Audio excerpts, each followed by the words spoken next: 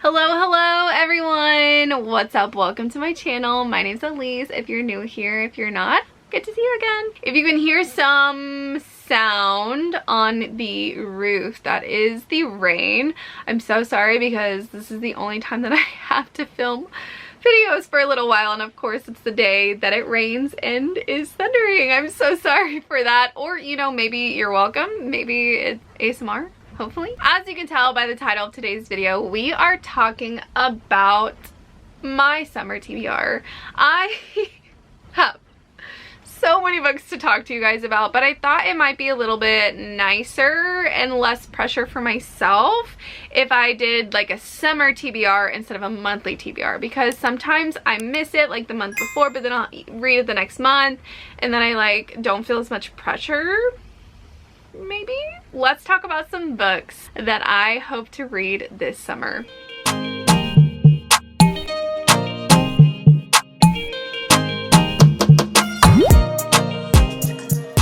First, we have Funny You Should Ask by Elissa Sussman, or Elissa Sussman. I have been wanting to read this book for a while. Apparently it follows this girl who once upon a time interviewed this actor and his career exploded. Actually, both of their careers exploded. Well, 10 years later, his career is kind of tanking and their companies both want them to do another interview together in the hopes that it can make his career float. However, during that interview, once upon a time, way back when, 10 years ago, they may or may not have had a dalliance. I don't know if it's like a summary book or if I just want to read it this summer.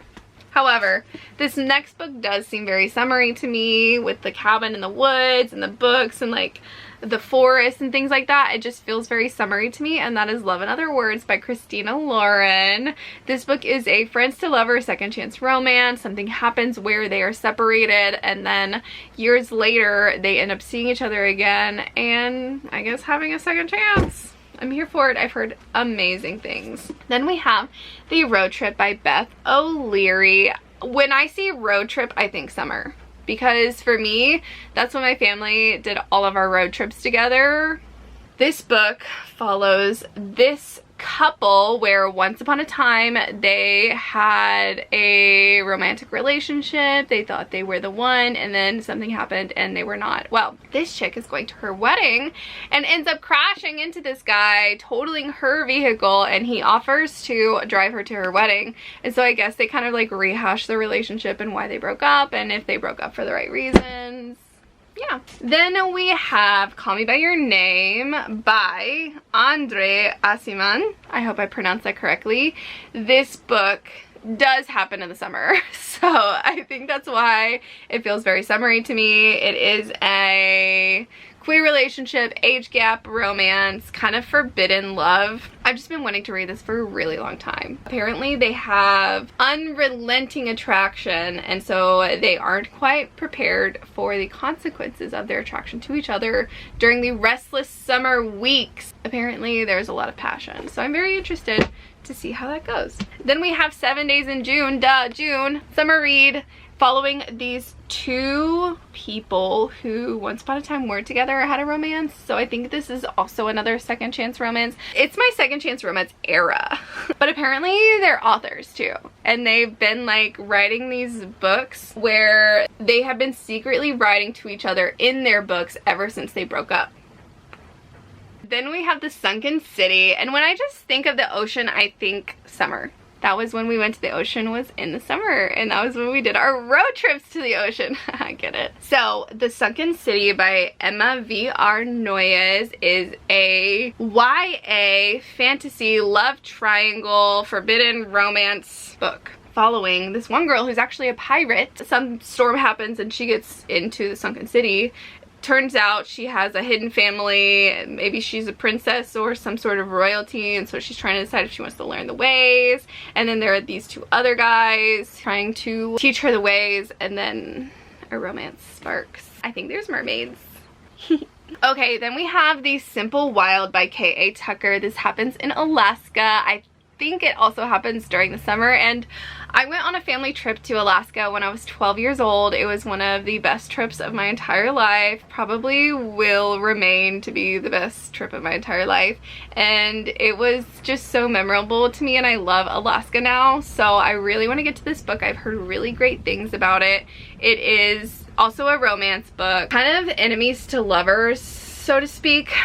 This girl, her mom left Alaska and her father behind years ago. She couldn't handle how small it was, the wilderness, the prices. Alaska is a very difficult place to live, so she left. Kala has grown up and finds out that her father is not doing well, so she goes to kind of get to know him, to help him, and along the way kind of butts heads with her father's pilot who helps run their business. They have a charter plane company, so they deliver goods, they help drive people and things like that. And so the pilot of her dad's charter flight business and Kala kind of butt heads, and I think a romance develops between them two. I've had a lot of friends rave about that book, so I'm excited to finally try it.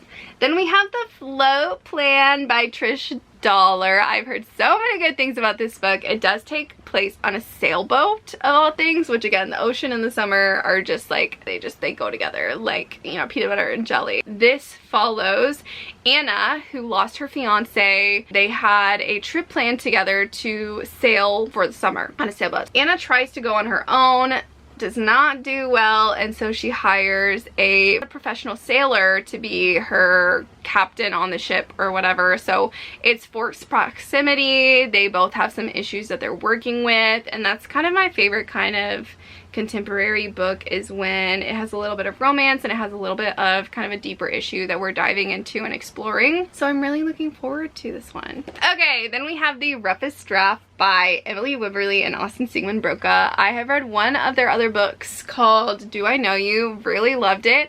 It's a second chance romance of two authors. Are we seeing a trend here? I love books. About two authors who, I don't know if they're married or they're a couple, and they have a certain number of books that they signed for. Well, they broke up before the last book, but both of their companies are like, you better write this book or we're gonna sue you. So they go on like this retreat or to resort to finish writing their last book, and I think they're kind of writing like scenes of what they think is happening to one another. And so they're like, wait, you think this happened? You think this happened? And so they're kind of realizing that there's miscommunication and second chance romance.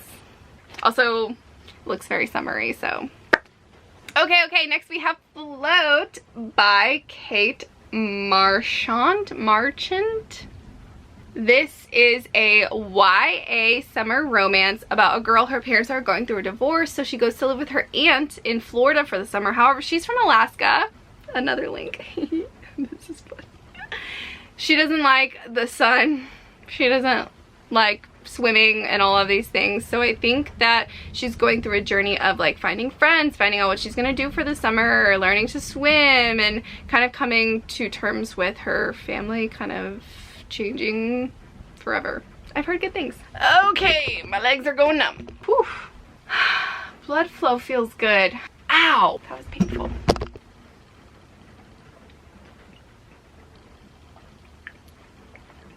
Okay, we have a few more, but I really like the blood flowing through my legs, so we're just gonna do it from here. Okay, the next one that I really want to get to this summer is Aristotle and Dante Discover the Secrets of the Universe. Cleo, my outdoor cat, says hi. This book does take place during summer. It's two high school boys who develop a friendship and maybe more during the summer, and they just kind of learn a lot about themselves and a lot about life, a lot of truths and untruths about life and the world.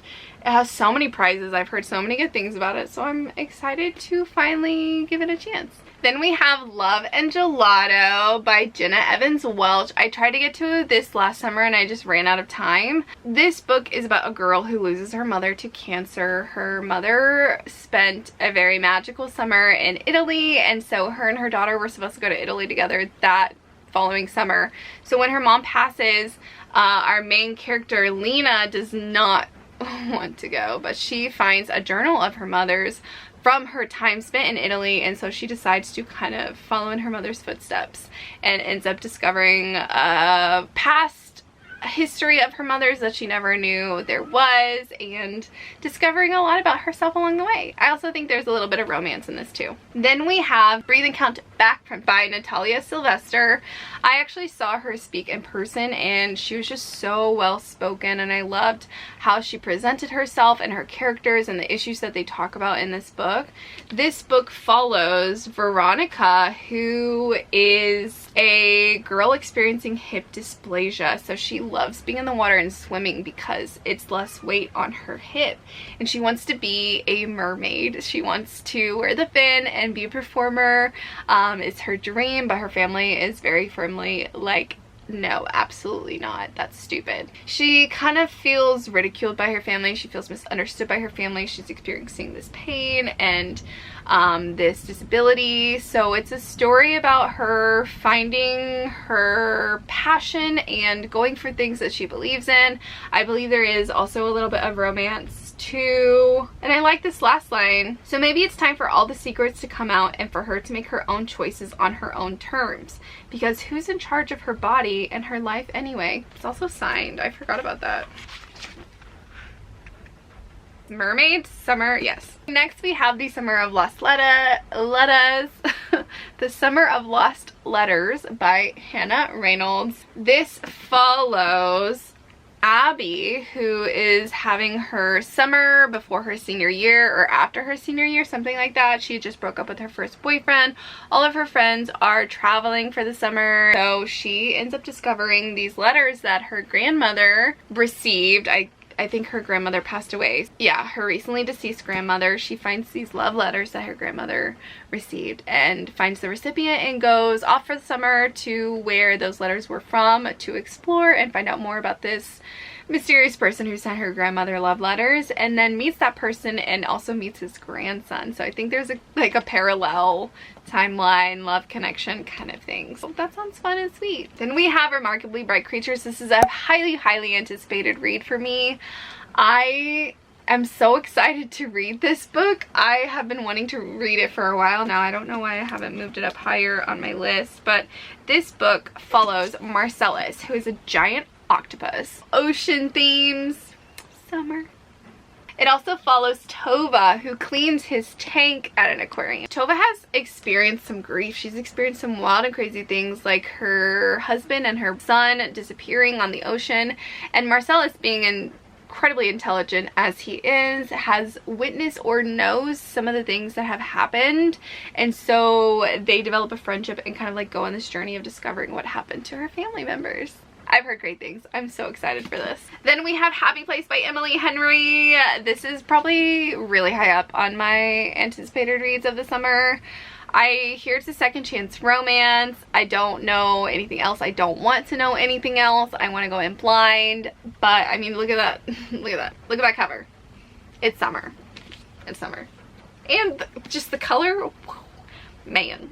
Okay, then we have some library books. So we have the Lifeguards by Amanda Eyre Ward. First off, this takes place in Austin, Texas, which is where my boyfriend lives, and I go like almost every other weekend to go visit him. This does take place during the summer, and it is in the point of view of two mothers, and their sons are lifeguards in Austin at a pool. The sons are coming back on their way home from some late night swim, and they discover a secret, and so it's told in alternating points of view. Apparently there's like gossip that like leads to clues and hints about some sort of mystery. Did not realize that this was kind of like a mystery or like a suspense novel, but I'm looking forward to reading it. Okay, then we had Jennifer Weiner and her book Big Summer. We have another mystery, another suspense going on here. So this book follows Daphne and her friend Drew. Daphne and Drew were best friends for years, and then a huge fight happened. They haven't talked to each other since, and then Drew comes to Daphne 6 years later and is like, please be my maid of honor.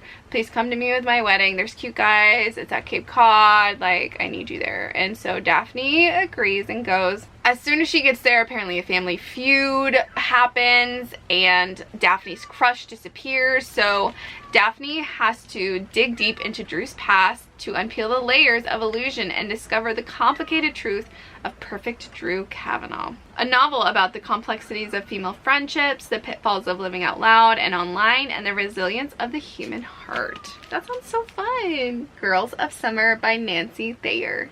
This book follows a mom and her 2 daughters. The mom has not had a partner in a long time, and so when she's renovating a house, a man offers to help and the 2 of them start getting closer. The 2 daughters are very suspicious and they're very protective of their mother, so they're kind of trying to like suss things out. There is a bit of an age gap, so they're like, we don't trust this. But then the 2 daughters also experience their own kind of people coming into their lives and kind of shaking things up. So they're spending the summer in Nantucket together to try and like figure things out and get a hold on their life because they feel like they're in a rut. It's just the story of these 3 women of different generations and their summer that they have together. That is my summer TBR.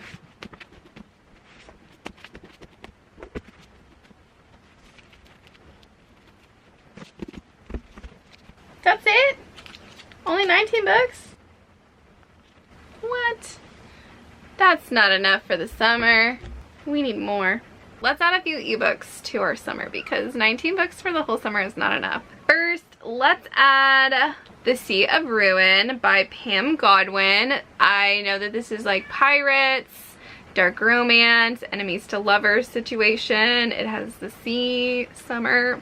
We're here for it. Let's do Racing the Sun because this follows a person who is working overseas and she's kind of like running out of money. So she decides to nanny for this family for a few months to save money and then come home. I think it's kind of like age gap, forbidden romance situation. That looks fun.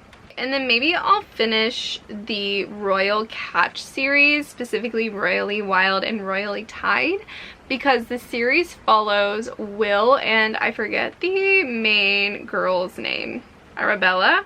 Yes, Princess Arabella. They do like this wilderness show where they're like trekking through the wild and trying to get to a certain location, all which is the things in their pack, right? And the wilderness, all that they can like catch and get and use to survive. So that's like very summery to me, like survival. So I think that the rest of the series will be kind of summery and adventurous. A few audiobooks that I want to try and get to this summer is Vacation Land. All I know is that this lady is like returning to somewhere where she used to vacation as a child and a lot of different things are kind of being revealed. It does take place in kind of like a beachy area. Mid-Coast Maine, tackling family secrets, marriage, motherhood, and privilege. Then we have Skin of the Sea by Natasha Bowen. This is kind of a siren retelling and I'm here for it. And just look at this cover. It's stunning. It's gorgeous. That's what originally caught my attention, and then I read the synopsis and I was like, yes, we love mermaids. Or sirens, excuse me. I think that's it for my summer TBR or summer hopefuls. Let me know if there are some books that I should add to my summer TBR. These are, of course, just the books that I have not read yet. I have another video either coming out soon or that has already been out talking about books that you should add to your TBR that I have already read and feel comfortable recommending to you guys. Thank you guys so much for watching. I hope you enjoyed it. I hope that you can find some books that you would like to add to your summer TBR. If you've read any of these, please let me know your thoughts. I would love to chat with you guys in the comments. Wishing you all the good vibes, and I will see you in my next video. Bye everyone!